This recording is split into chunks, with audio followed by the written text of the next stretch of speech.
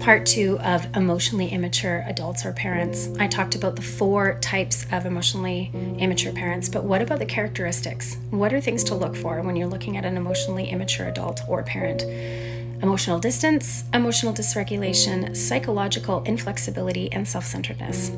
So if you look at the emotional distance, this is the parent that literally cannot show their child love or affection. They don't tell their children they love them. They don't show their children they love them. They have no ability to show any sort of emotional intimacy with their children. This is probably the most damaging thing you could ever do to a child. And they can't do this because they have no ability to. It makes them uncomfortable. They are avoidant of it, and when children try to display moments of affection towards their parents, the parents will be brutally dismissive, often abusive, cruel, unkind, and rejecting.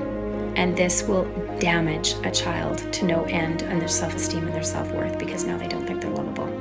Secondly, the emotional dysregulation. This is where the parent is explosive. They have no ability to control their temper and their anger and their emotions, period. So one minute they're exploding all over you for absolutely nothing. The next minute they're telling all the other people around you or around them that you're wonderful. And then the next minute they are blaming you for their miserable life and they're crying. So this is where you are walking on eggshells because you don't know what you're going to get. You literally, it's just like you just a surprise every day, every moment of the day. There's no way to know what you're going to get because of the emotional instability. Then you look at the psychological inflexibility. This is where they are so rigid in their thinking. They are right, you are wrong, you are never going to be right, and there's no point in even arguing with them. Even when they're wrong, they're right. See the illogical part of that? The irrational part of that? They will often do this with adults around them too. They will fight and say that their opinion is right and the other person's opinion is wrong.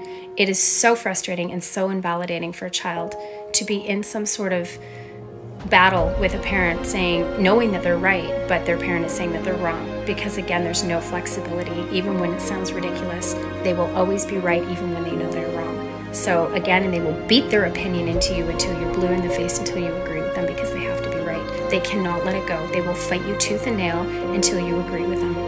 It really is irritating to people around. I've witnessed this firsthand. Then you've got the self-centered parent. This is where the narcissism really shows through. It's all about them. It's all about their sphere. It's all about, they will put their children last. They are the important ones. They will walk all over boundaries. They don't have boundaries themselves at all. And they will, a perfect example of this is that they overthrow a conversation. They are poor listeners. They interject, they talk over top of you, and they always turn the conversation back onto themselves. And it's a good example of self-centeredness. This is narcissism right here. So I hope this sheds some light on emotional immaturity in parenting.